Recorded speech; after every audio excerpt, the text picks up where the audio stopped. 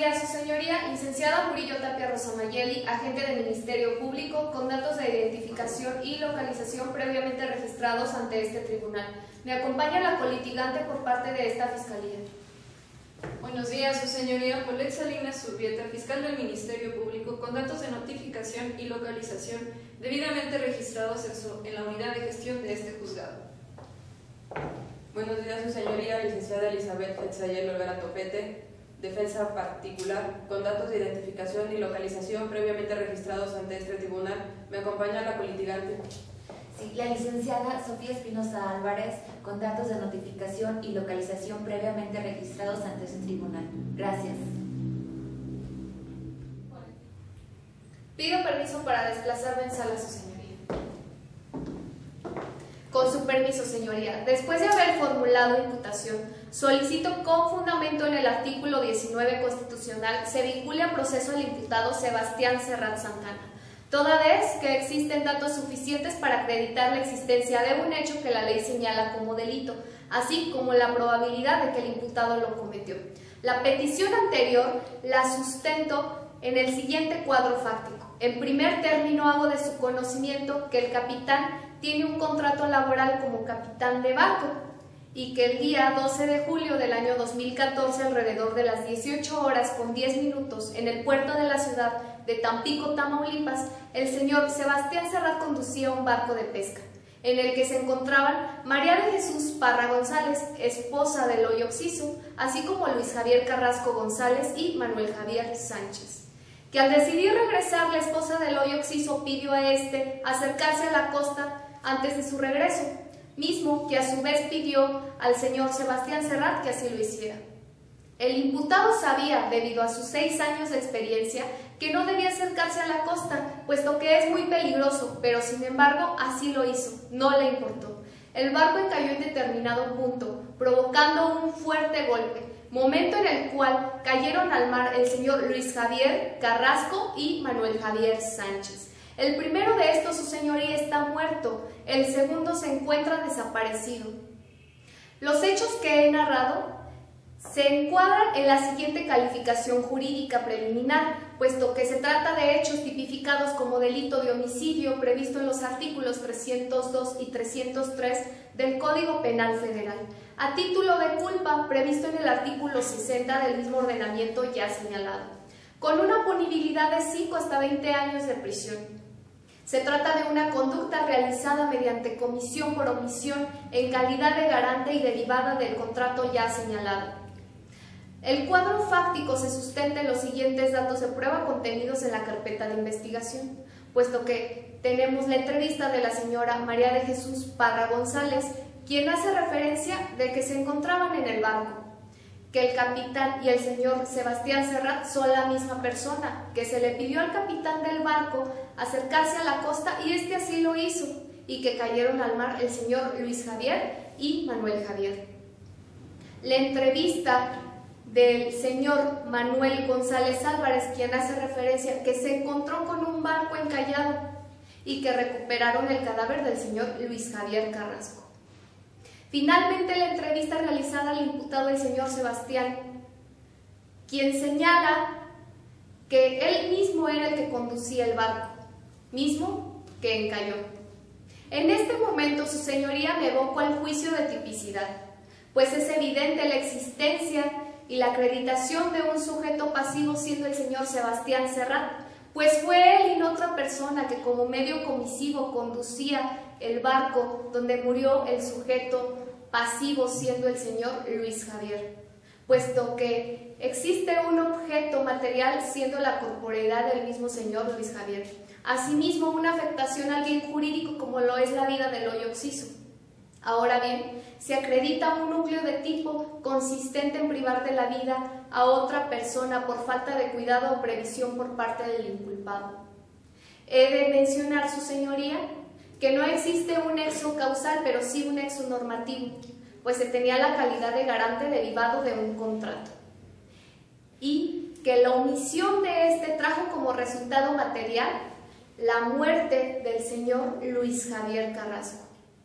Ahora bien, su señoría, respecto a los elementos subjetivos de tipo, el inculpado Obró culposamente, pues sabía y previó el resultado. Sabía que no debía acercarse a la costa, pues era muy peligroso. Esto lo sabía debido a sus 6 años de experiencia. Por lo anterior, su señoría, solicito se vincule a proceso al señor Sebastián Serrat Santana como probable autor material del delito de homicidio culposo en agravio de quien en vida llevara el nombre del señor Luis Javier Carrasco González. Es todo, su señoría. Gracias.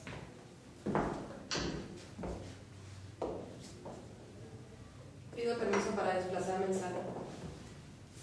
Esta defensa, su señoría, no niega los hechos ya relatados por la Fiscalía sobre lo ocurrido el 12 de julio del presente año, aproximadamente a las 18 horas en la ciudad de Tampico, Tamaulipas. Tampoco niega que el señor Sebastián Serrat iba conduciendo el barco, así como tampoco que iban 3 personas a bordo: la señora María de Jesús Parra González, su esposo Javier Carrasco González y otro acompañante más, Javier Sánchez.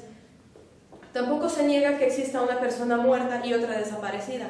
Lo que esta defensa sí niega, su señoría, es que el señor Sebastián Serrat Santana sea responsable de los hechos que se le imputan, ya que, como la Fiscalía mencionó los datos de prueba, la entrevista de la señora María de la Parra, en la cual ella nos menciona que su esposo y la persona que los acompañaba estaban alcoholizados.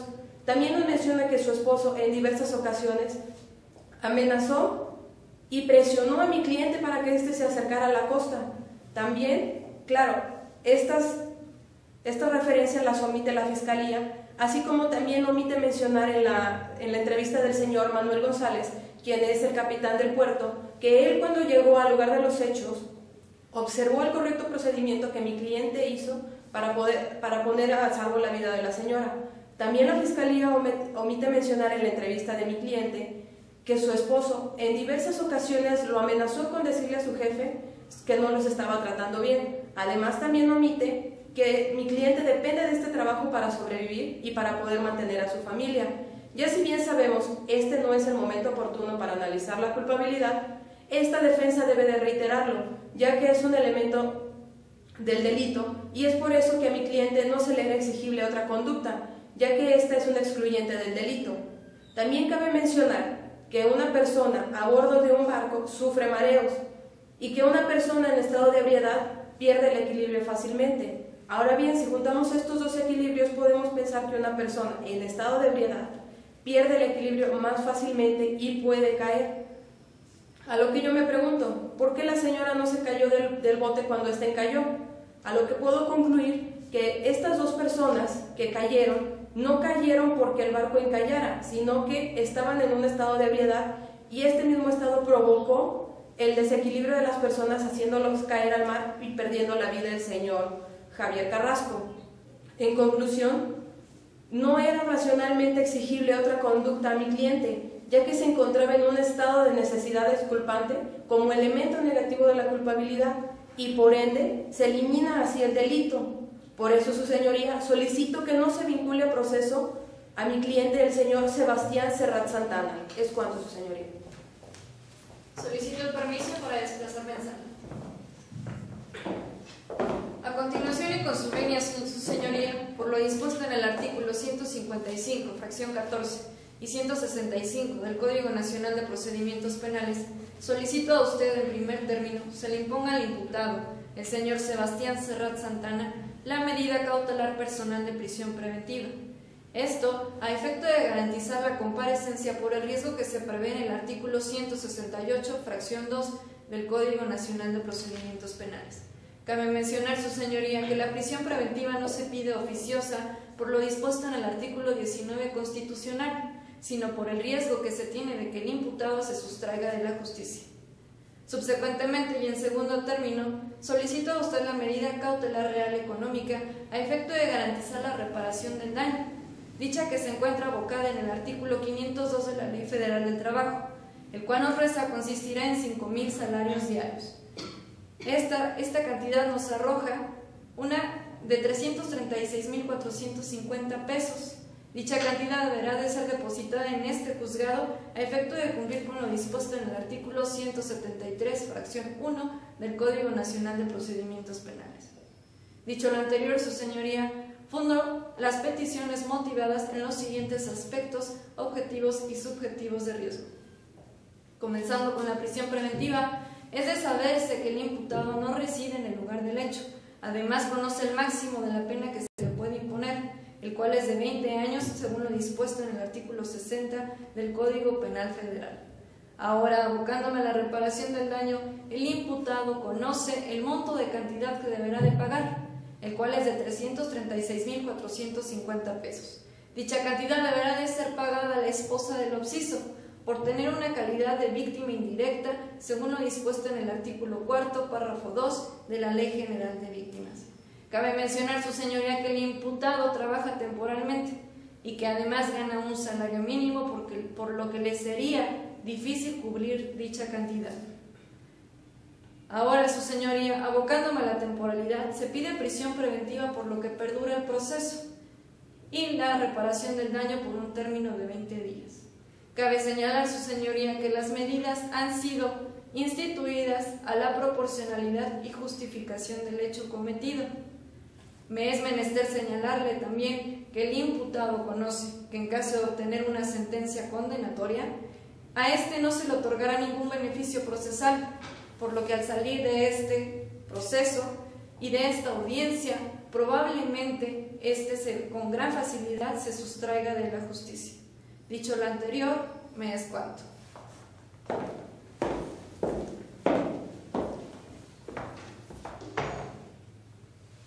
Pido permiso para desplazarme en sala. Gracias. Esta defensa postula oposición a la medida cautelar personal de prisión preventiva, asimismo a la medida cautelar real económica solicitada por parte de la Fiscalía a mi defendido, el señor Sebastián Serrat Santana, con fundamento en el artículo 156, 157 y 158 del Código Nacional de Procedimientos Penales, se peticiona no se impongan la medida cautelar personal ni la medida cautelar real económica a mi defendido, el señor Sebastián Serrat Santana, ya que dichas medidas no son proporcionales ni están justificadas en base a los siguientes argumentos. Primero, es bien que mi defendido, el señor Sebastián Serrat Santana, no reside permanentemente en la ciudad, pero esto no es causa suficiente para que se le imponga la medida cautelar de prisión preventiva, ya que no existe riesgo procesal, ya que no existe riesgo de la no comparecencia de mi defendido, el señor Sebastián Serrat Santana. Esto anexo a la carpeta de investigación, existe la opinión por parte de